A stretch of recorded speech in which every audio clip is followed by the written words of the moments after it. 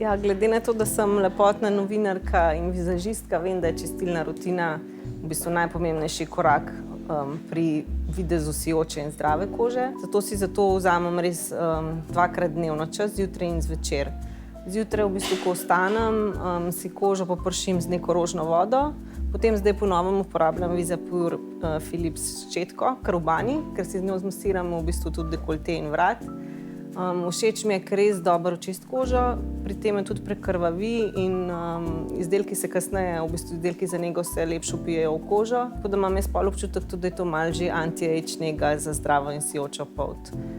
Zvečer pač postopek ponovim, s tem, da potem nanesem tudi še kakšno pač bolj lahkotno kremo tako za vlaženje kože.